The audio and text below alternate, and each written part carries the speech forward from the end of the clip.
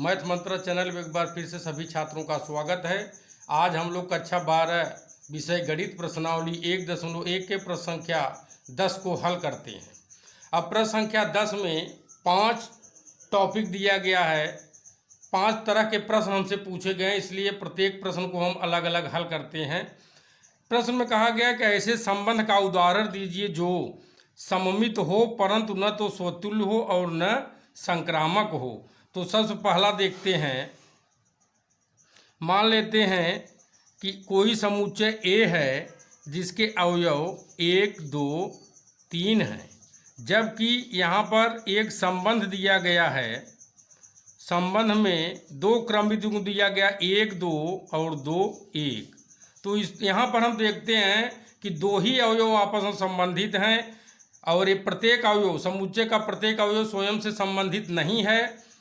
सिर्फ 2 ऐसे अवयव हैं जो आपस में संबंधित हैं और 3 अवयव आपस में संबंधित नहीं हैं। इसलिए हम कहेंगे कि ये दिया गया संबंध सममित संबंध तो है परंतु न तो स्वतुल्य है और न संक्रामक है।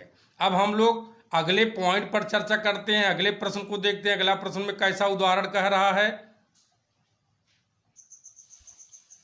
अब इसके दूसरे भाग में कह रहा है कि एक ऐसे संबंध का उदाहरण दीजिए जो संक्रामक हो परंतु न तो स्वतुल्य हो और न संक्रामक हो, न स्वतुल्य हो न सममित हो। यहाँ क्या होना चाहिए था, न तो सममित हो। संक्रामक हो परंतु न तो स्वतुल्य हो न तो सममित हो। तो यहाँ पे हम लोग देखते हैं कि हमको संक्रामक दिखाना है। चलिए एक उदाहरण ले लेते हैं। A बराबर एक समुच्चय हमने लिया, समुच्चय हमने 3 अवयव ले लिया और कम से कम 3 अवयव अवश्य रखेंगे सभी विद्यार्थी। और यहाँ पर आप अपने इच्छा से भी संबंध बना सकते हैं। सिर्फ हमने ये एक आइडिया आप लोगों को देने का प्रयास किया है कि कैसे हम उदाहरण दे सकते हैं विभिन्न प्रकार के संबंधों का। तो संबंध हम R लेते हैं और R में हमको दिखाना है कि संक्रामक हो परंतु न तो स्वतुल्य हो और न सममित हो। तो यहाँ से हम लोग देखते हैं कि चलिए हमको संक्रामक दिखाना है, तो हम ले लेते हैं 3, 4, 4, 5 और 3, 5। तो यहाँ पर हम देखते हैं कि जो हमारे पास संबंध है उसमें 3 अवयव आपस में संबंधित हैं, यानी कि 3, 4, 4, 5 फिर 3, 5, पहला दूसरा, दूसरा तीसरा और पहला तीसरा हमको मिल रहा है। इसलिए ये संक्रामक है लेकिन स्वतुल्य और सममित नहीं है। अब हम लोग प्रश्न संख्या 10 के भाग 3 पर जो उदाहरण पूछा गया उस पर आगे बढ़ते हैं। तो भाग 3 में कह रहा है स्वतुल्यतः सम्मित हो किंतु संक्रामक न हो। स्वतुल्यतः सम्मित हो किंतु संक्रामक न हो। तो चलिए एक और उदाहरण लेते हैं। एक समुच्चय से पर ले लेते हैं। A बराबर हमने यहाँ ले लिया 1, 2, 3 और हमको दिखाना है कि ये संबंध R स्वतुल्यतः सम्मित होना चाहिए। स्वतुल्य के लिए हम जानते हैं कि प्रत्येक अवयव स्वयं से संबंधित होना चाहिए। तो 1, 1, 2, 2 और 3, 3। और सममित होने के लिए हम जानते हैं कि 2 अवयव आपस में संबंधित होने चाहिए। तो 2 अवयव आपस में संबंधित कर देते हैं, 1, 2 और 2, 1। तो इस प्रकार से जो संबंध हमको मिल रहा है यह स्वतुल्यतः सम्मित है किंतु संक्रामक नहीं है। अब हम लोग पार्ट 4 की ओर आगे बढ़ते हैं। पार्ट 4 में ये कह रहे हैं कि स्वतुल्यतः संक्रामक हो किंतु सममित न हो। स्वतुल्यतः संक्रामक हो किंतु सममित न हो। तो एक बार फिर से चलिए हम लोग लेते हैं। एक समुच्चय हमने ले लिया A बराबर 5, 6, 7, इसके 3 अवयव ले लिए। R बराबर अब स्वतुल्य दिखाना है तो हम जानते हैं कि हमारे पास प्रत्येक अवयव स्वयं से संबंधित होना चाहिए। 5, 5, 6, 6, 7, 7 हमारे संबंध में होना चाहिए। संक्रामक लिए 3 अवयव आपस में संबंधित होने चाहिए।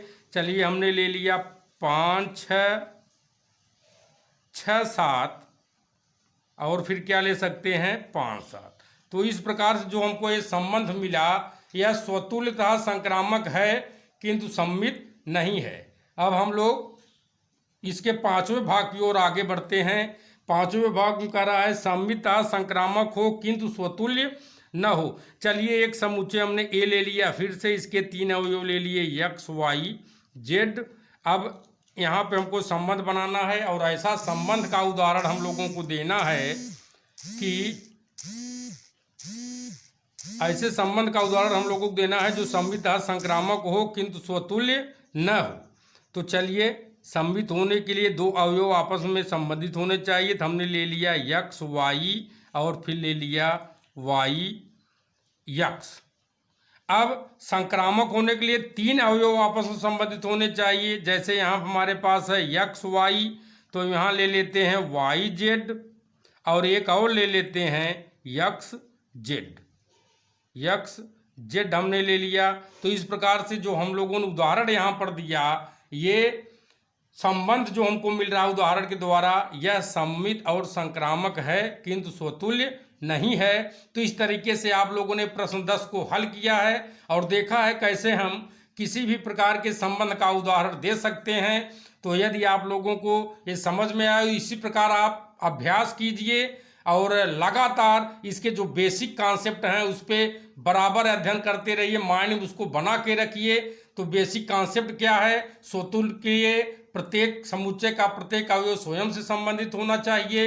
सम्मित के लिए समुच्चय का प्रत्येक अवयव, समुच्चय के कम से कम 2 अवयव स्वयं से संबंधित होने चाहिए और 2 अवयव एक दूसरे से संबंधित होने चाहिए, और संक्रामक होने के लिए समुच्चय के 3 अवयव एक दूसरे से संबंधित होने चाहिए हमारे संबंध में। तो इस तरीके से आप लोगों ने उदाहरण देखा, प्रश्न संख्या 10 को समझा। आप सभी लोगों को मैथ मंत्रा चैनल की तरफ से धन्यवाद।